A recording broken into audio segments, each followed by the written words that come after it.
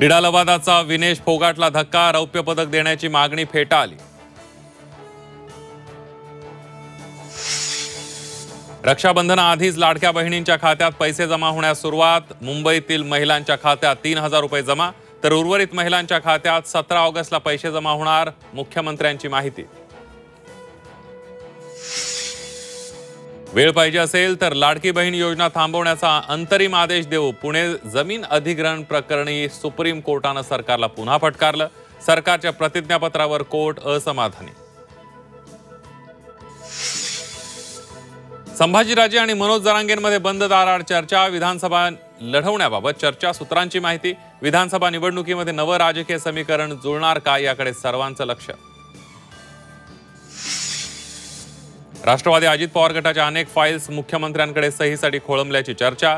अजित पवारांच्या पक्षात प्रचंड खदखद असल्याची माहिती, तर मुख्यमंत्री फाईल्सवर लगेच सही करतात, दीपक केसरकरांचा दावा। उपमुख्यमंत्री अजित पवार कर्जत जामखेडमधून लढू शकतात, आमदार रोहित पवारांचा दावा। अजित पवारांचं पार्थ आणि जय यांच्या उमेदवारीसाठी सर्वेक्षण सुरू। विधानसभा निवडणुकीच्या पार्श्वभूमीवर महाविकास आघाडीच्या नेत्यांवर पेगासेसचा वॉच। सुप्रिया सुळेंच्या फोन हॅकिंग नंतर राष्ट्रवादी शरद पवार गटाचा आरोप।